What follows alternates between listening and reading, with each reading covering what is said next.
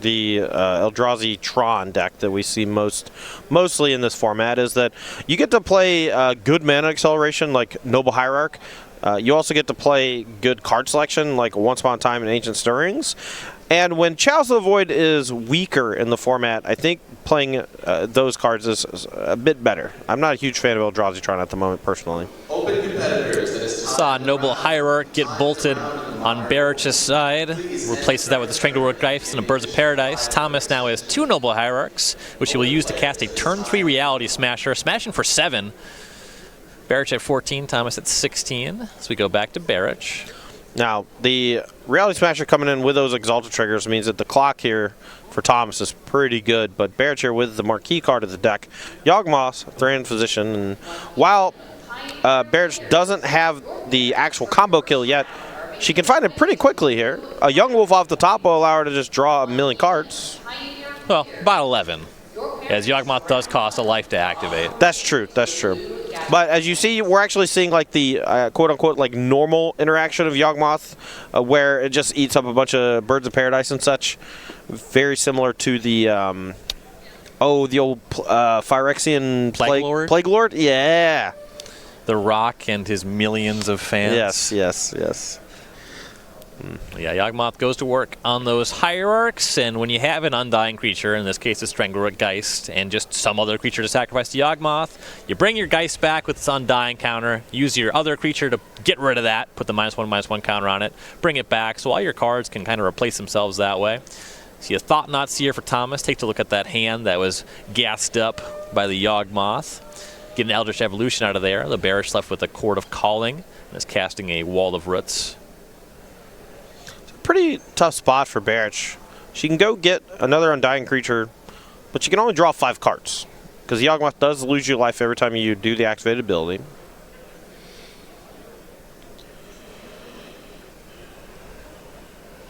Wall of Roots is one of the better chump blockers for Reality Smasher, but it is unfortunately just that. Here is an Eldrazi Obligator, no kicker on that, as it were, just a 3/1 haste, and Thomas is going to rumble across with the 3 Eldrazi. Yeah, but with the Yawgmoth Thran Physician, Barich can just sacrifice any creature after like chump blocking the Thought-Knot Seer and throw it at the Eldrazi Obligator to kill it. Now, notably, you can't do that with the creature blocking Reality Smasher, because the trample damage will go through even if the creature disappears. Looks like Wall of Roots jumping in front of the Smasher. Barich contemplating some other blocks. Now, the 2/4 body on Yawgmoth can also just check the Obligator, but could also maybe put the 2/4 in front of the Thought-Knot Seer and then shrink the Thought-Knot Seer down a bit. Another option, Reality Smasher only makes you discard on spells. Abilities are good, so you could shrink the Smasher and just block it with your 0/5. You're going to see Chord of Calling for Young Wolf. So this is going to enter. Barich can sack it to shrink Thought-Knot Seer.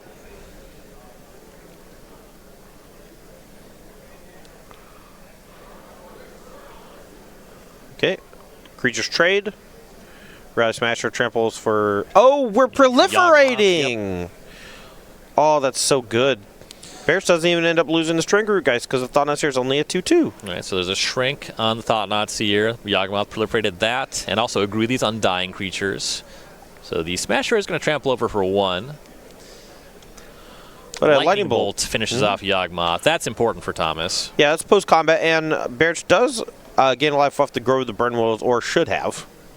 Yeah, Barich to 5 was at 4. Okay. But now we have a 3/3 and a 4/3, which can double block, and one of them survives against the Reality Smasher. Though that Blast Zone on 1 does make blocking with Young Wolf a much worse prospect. So there's an attack for 3, Thomas to 10, another Young Wolf for Barich. Smasher rumbles across. Barich is going to double block. The Blast Zone eats the Wolf. Smasher's going to get the Geist, trample a little bit. The other Wolf does undie. Now Barich is going to play another Young Wolf and 2 Birds of Paradise, but pretty well on chump blocking duty here. So go back to Justin Thomas. I believe Barich accidentally tapped the Swamp there instead of the Blue Marsh, but no cards in hand. It's Twilight Mire. Oh, never mind. The deck's mana is egregious, and Twilight Mire actually is a load-bearing land. Sure, Yeah. It does cast Jarl's Messenger. That's pretty cool. I just assumed it was Overgrown Tomb. I have no idea because it's not an art that I am familiar with. To borrow a Patrick Sullivan joke about expeditions, it's a Twilight Mire. You know how I can tell? It's because of the Hedrons.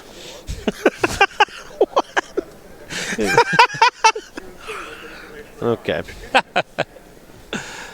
Justin Thomas wins that first game there. Barich feeling a little bit the loss of life from activating Yawgmoth. Oh, for sure. When you're under pressure, cards like, traditionally the black cards that draw you a bunch of cards at the cost of life get a lot worse. Your cards like Necropotence, Yawgmoth's Bargain, and not to say that Yawgmoth is comparable to those because those cards were ban-worthy in format obliterating. But similar vein, Yawgmoth does trade life for cards.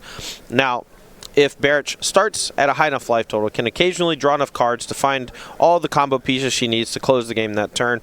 But more often than not, you're going to see Yawgmoth kind of start off as a draw 4, draw 5, and then on the next turn kill.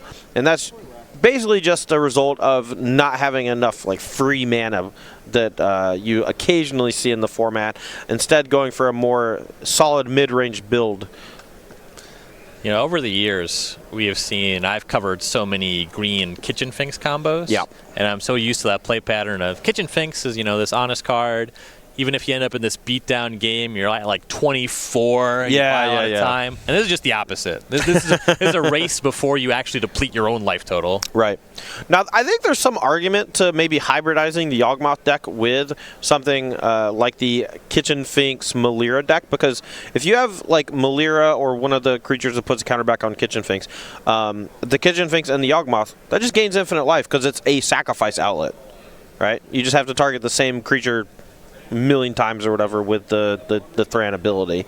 Now, with that said, the Undying Creatures, 2 Undying Creatures and Yawgmoth let you draw cards equal to your life total -1.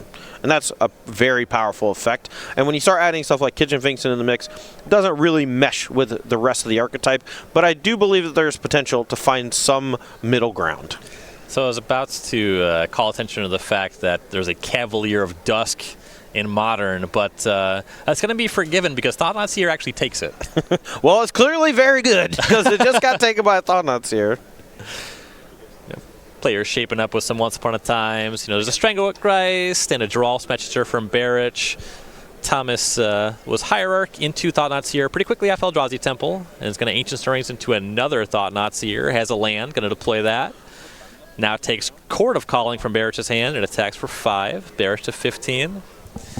And Young Wolf for Barich. Just kind of treading water here as we see Thomas fire off another Ancient Stirrings. Now, this is the kind of deck that I think can give Barich some trouble. Just a very fast clock is pretty tough to beat in general for the Yawgmoth deck, simply because your life total is a very important resource. The creatures are just getting outsized, even with the Undying ability and them coming back. A lot of times it's just hard to block. So there was a reasonable block there. Barich did get to take down a Thought-Knot Seer, but took some damage for the trouble. At 10 now, but with 3 creatures that have undied, so they're going to size better going forward.